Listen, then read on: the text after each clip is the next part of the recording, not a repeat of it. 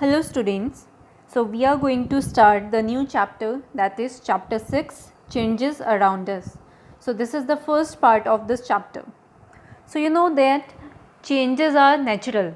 There are a lot of changes which are taking place all around us. It's just we have to observe these changes. For example, the changes in temperature. You know that at the daytime the temperature is high in comparison to that of the night. In the same way, in summers the temperature is greater than that in the winters. So this is a change in temperature. In the same way, there can be the change in position, for example, the change in position of the planets which revolve around the sun in their own orbits. So the planets are continuously revolving around the sun and their positions are changing. So this is also a type of change.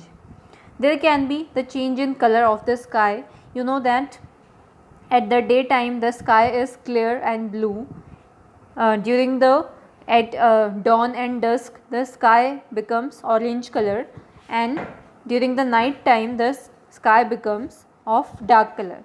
So the change can be in color also.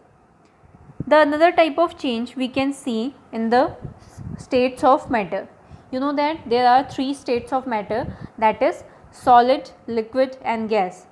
So when solid is exposed to some amount of heat, that solid gets converted to the liquid form. So this is the change in state of matter. On the other hand, when liquid is exposed to heat, that liquid changes into the gaseous state, and this process is called evaporation. So the change can be in the state of matter also. Now there are some specific type of changes which we will cover in this chapter. So one of the changes is the physical change and the other change is chemical change. So these two type of changes which we are going to cover in this chapter. You know that when the green is the leaf is green and fresh, and after that it turns into dry and brown type. So can it be done? Can this brown colored leaf be again converted into that green and fresh leaf? No, it cannot be converted. So this is just one way process. This cannot be done. Only the green colored leaf will get converted into the brown and dry colored leaf. The dry leaf cannot be converted back to the fresh leaf. So these type of changes in which we cannot convert the changed thing into back to its original position, that type of changes are called chemical changes. That is the changes in which we cannot convert the changed thing, the new product we cannot change back to the original product. That type of change is called chemical change. Okay. Now let us understand what the physical changes are. Physical changes are the changes in which there is no change in the molecular composition. One word is important here: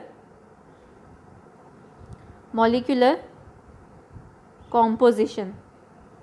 So what is molecular composition?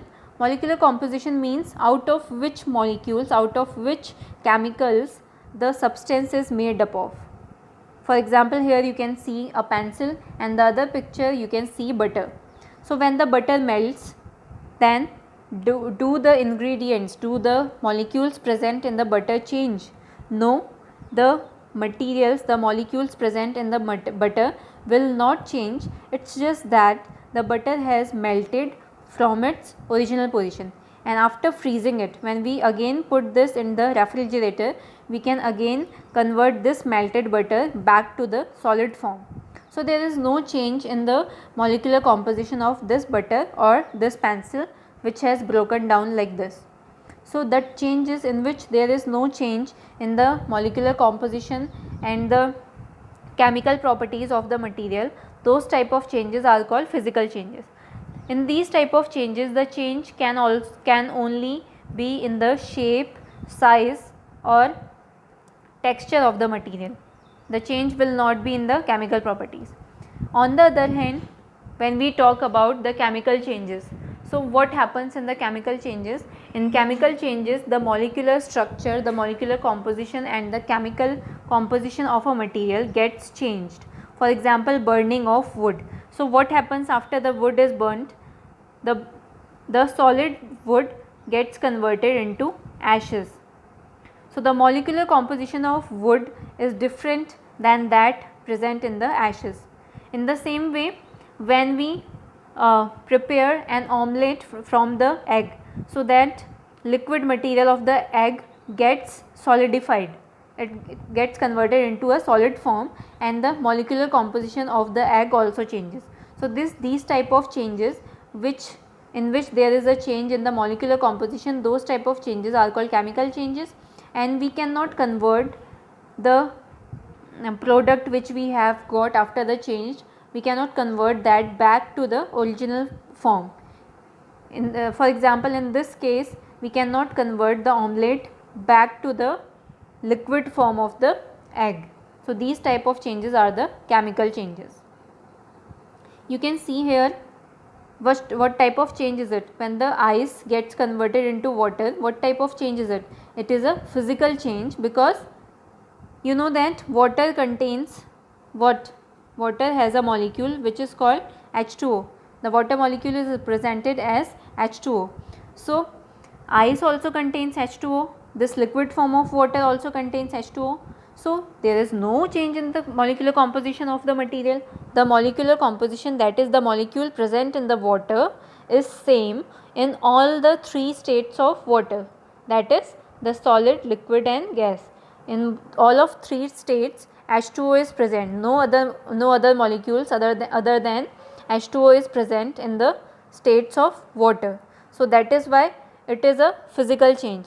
Also, when ice gets converted into water, we can convert the water back into the ice after freezing. Now let us see some of the examples of physical changes. The first physical change is the melting of ice cream. Why is it the physical change? Because when we freeze this ice in the freezer or in the refrigerator, this ice cream will again get solidified. Second one is the chopping of wood. It's just the size of the wood is decreasing. There is a change in just the size of the wood, but there is no chemical change, no change in the molecular composition of the wood. The molecule present in the original wood will still be present in the new size of the wood. Next is the bending of wire. The wire, when bent once, can be converted back to the original position. Next is the breaking of glass. While the glass breaks, there is no change in the molecular composition of the breaking of glass. About breaking of the pencil, we have already discussed. So these are the physical changes. Now let us understand the chemical changes. You know that when wood burns, it gets converted into ash. So let us take that the original wood has this type of molecule, and the new molecule which is present in the ash looks like this. So you see that there is a conversion in the molecular composition from wood to ash. So there is a change in the molecular composition.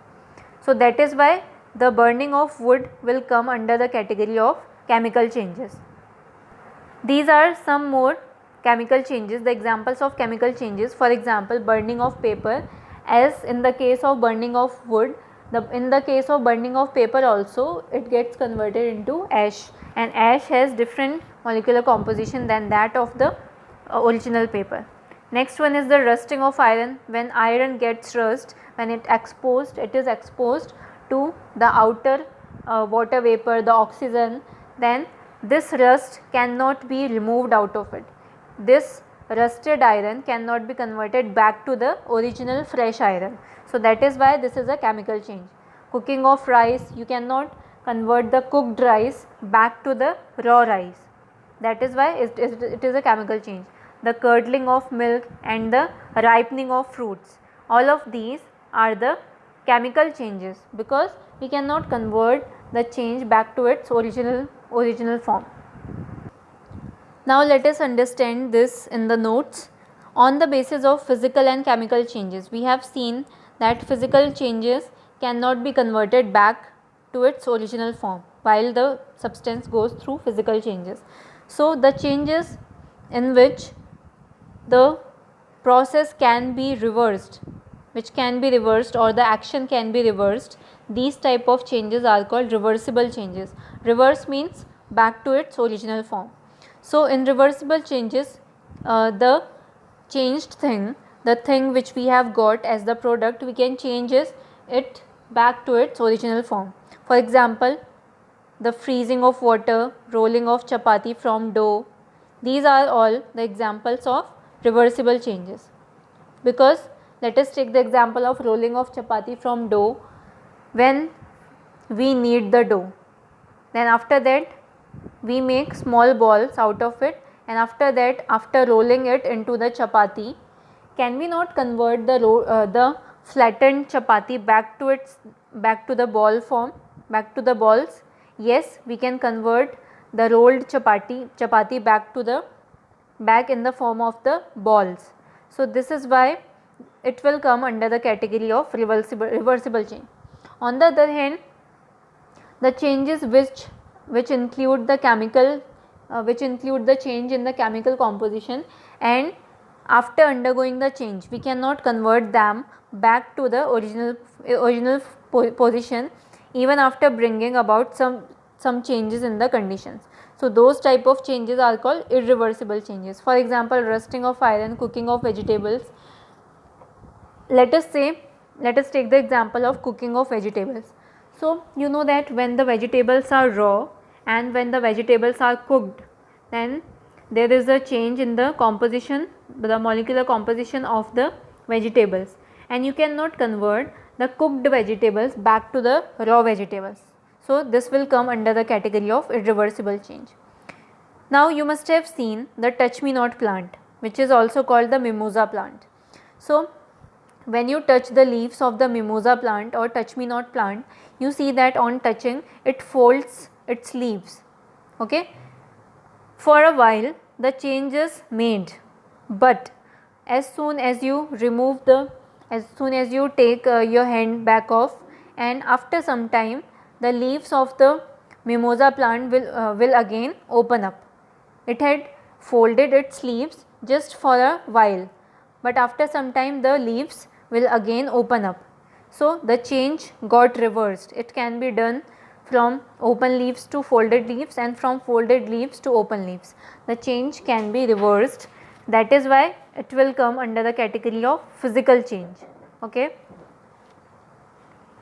Now let us take the example of this. We have already discussed when we prepare the omelette out of the egg, then the chemical composition of the egg gets changed and we cannot convert the omelette back to the original egg. That is why it will come under the category of irreversible change.